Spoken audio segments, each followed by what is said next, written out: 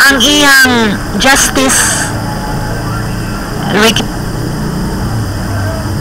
Boy, dili siya ganahan nga justice ang iyang gamiton sa ato. Kay kung justice ang gamiton, justisya, ano ba yan?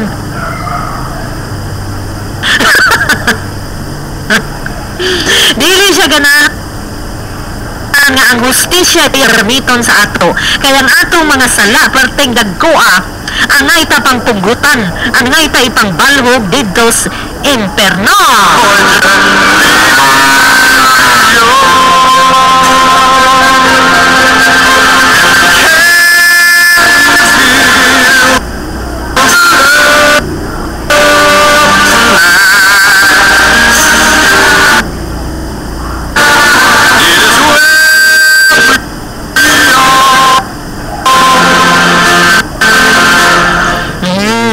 Time check, it's 8:01.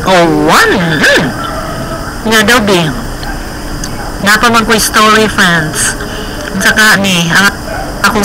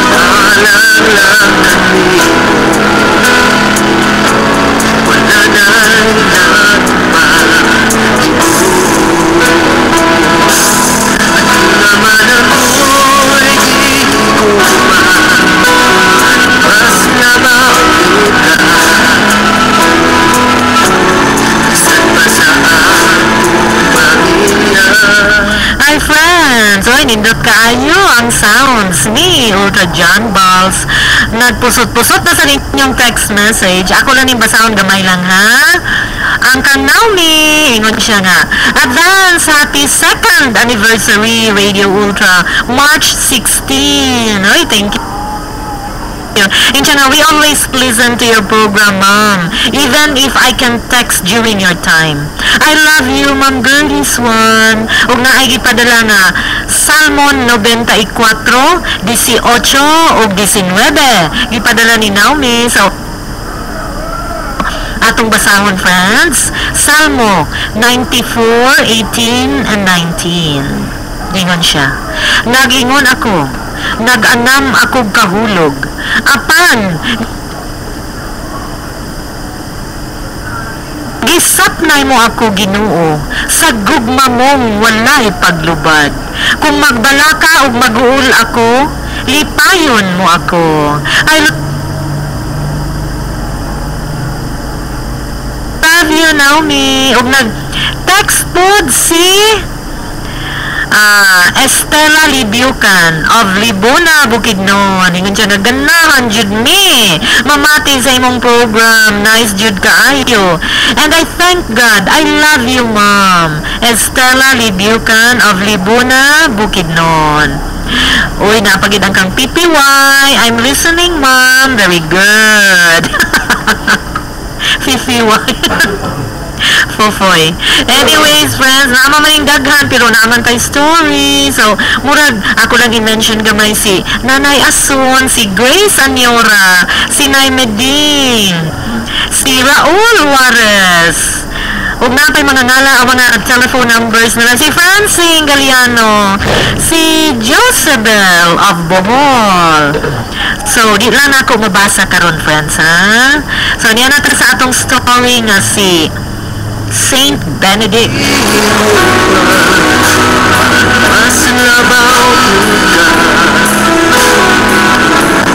Sama sa akong pamilya naman ako igupan mas nabagyos ka o Jesus ako kanimula. Friends, anniversary nanay nag-happy kuan happy anniversary unsa kay atong mga pakuluan at ninyo Saint Benedict. Daghan na kay mga saints diri, kay Saint Faustina. Wow, mga santa gyud ta anig santo. Yes, ma-inspire kita friends mo gina akong dream. Wala gid mas dako pa ana nga damgo nga mahimo kang saint. Mo gina ang tuyo nato aning kalibutana nga gikan diri mobalhin ta sa langit friends. Mo gina ang tuyo nga naa ta aning kalibutan kay giablihan na ni Lord ang pertahan sa langit. Di ngano di man ta mosulod tungod sa atong kagaguhan, tungod sa atong mga dautan nga dili na mga tugid ta friends. Magkita ta tanan in paradise. Friends, 100 years from now, maabot pa man gid na. Kita tanan tao aning kalibutan nga gianak karon ha, as I am speaking, wala na. Pero na mga bot nga laing mga tao. Pero kita karon na naa aning nga kalibutan, di wa biya mo abot og 100 years old na. So kita tanan, pero napay man musunod ka nato. Pero kaning naa na karon aning kalibutana on this earth right now, kining pila ni ka million people on earth. Wala na ta sa kalibutan 100 years from now. So either duha ra may atong adtuan ay tulo, purgatorio, kay hugasan na atong kahugaw. Nya kay pait man kay ng purgatorio, mura man sa naigsuon ra man na sa tinuon impyerno, pero dunay kahumanan kay later on makaadto ra tas langit. But still, Lord, ipadiretso na mis langit, Lord.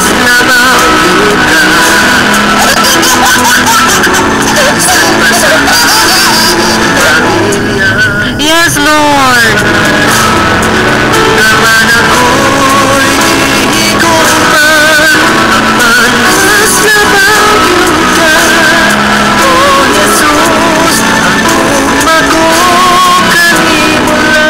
Oh yes, friends. So, ngano man nga di man ta mga tuglangit. So, kita tanan, all of you who are listening to me, 100 years from now, I will see you all in heaven. Ay! Lord, mga tumis langit, Lord, adami tanan, Lord. Oh, so, tiyan mo ka na, mga ilan na tatanan dito. May nga na din kong, oy, si Ana. Muana na ko, si Ana Labadan. Uy, si Nanay Ason. Uy, si Kuan. Oh, nakagkita ka dito, friends. So, gwapo ka ayo niya. May nga na din kong, ay, kalipay nga mula hutay, no? Tungod sa kalipay nga mula hutay, daghang kalag, daghan tag madala sa langit.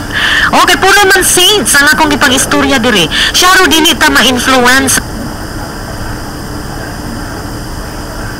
ani, syaro di ta ma-attract ani. Ay, sige kong istorya, gadagan ang oras, gapuyo ang lawas.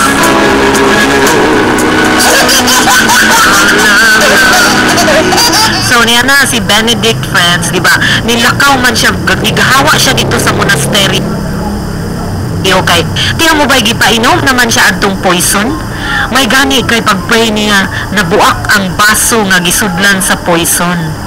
So nibalik siya dito sa iyang kuiba dito sa mountain. True story biya ni friends. Mo biya ni siya ang founder sa Benedictines, mga priests and nuns nga Benedictines. Nya karon siya nibalik siya dito uban sa mga kahayupan nga iya nahigala, uban sa mga bulak, mga awit, sa mga langgam na tuwa dito, sa mga mabangis nga hayop. May pang mabangis nga hayop. Kabalo ba mo, Fred? So, unsa ang pinaka mabangis nga hayop sa tanan? Wiki Boy, kabalo ka? Yes, correct ka dyan. Abi na ako, team ang no, my dear.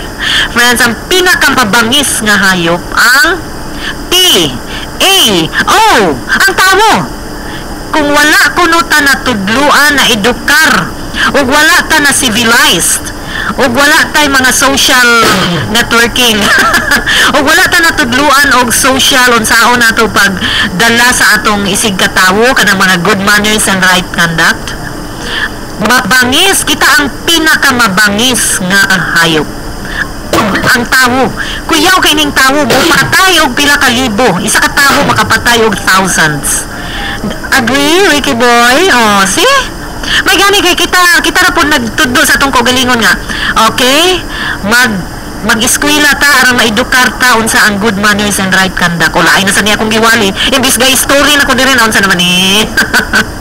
So friends, muna siya nga kuyaw kay ning tawo kay pangrakrakan ta ani isa ra ka rakrak sa tawo, isa ka bomba nga yang gibuhat. Tiya mo ba nang buhat og bomba? Unsa kini ka mabangis? Hayop biya ta. Animal kingdom biya ta. Tiya mo ka na niya, huyan biya ta. Pero ambot. Unsa may pagkahuya nga kuyaw mo kay makapatay. So yes, ibalik inta nakadagan nakahawa siya dito sa iyang monasteryo. Nakadagan ibalik dito sa iyang kuweba. Unya, so dito na niya nga maginusara na ite na kay siya kay gusto niya na maginusara kay one by one ang mga tao nagpuyo naman gyud, nagapas-apas naman gyud sa iya dito sa iyang kuweba. Gusto naman pod magpaduol sa iya kay gusto sila makaduol aning balaan kaayo nga tawo kay grabe gyud ang ilang admiration, ang ilang pagdayeg ni Saint Benedict nga unsa kabuutan, unsa kini kabalaan niya. Gusto sila nakita nila nga kining tawhana duol ginis Ginoo nya ma-attract ba tag ina ana friends, di ba? Ma-attract tag mga buutan nya magpaduol pud ta nya karon kay wa naman na alinggatan ni Saint Benedict. Naa naman po'y community nga nagpuyo duol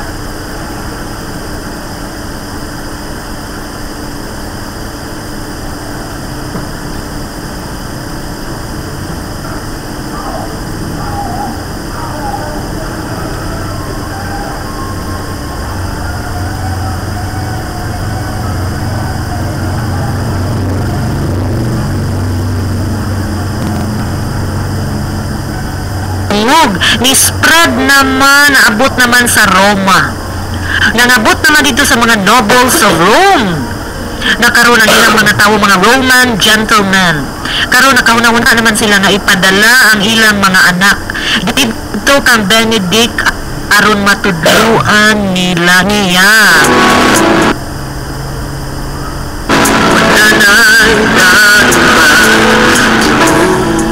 So karon friends, tuwa na na dito ubang mga nanay mga bata niya na ay duha ka bata gyud nga mga noble ang ilang parents, usa 5 years old nga lalaki, ang usa 12 years old. Unya gusto sa ilang parents nga makatuon sa hard life, sa balaan nga kinabuhi kining ilang mga anak. So gipadala na kang Benedict, so gibantayan na ni Benedict na ana dito nagtukod na si Benedict og gamay nga mga payag para ani mga bataana, og gipalangga kaayo ni Benedict sila, og sila pod gimahal nila si Benedict sama sa ilang papa. Mas labaw ka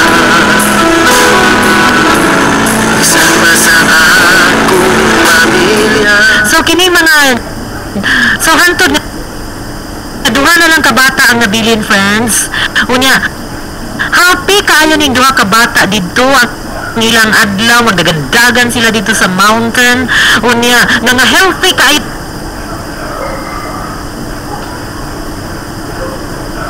ilang adlaw, magdagadagan sila dito sa mountain.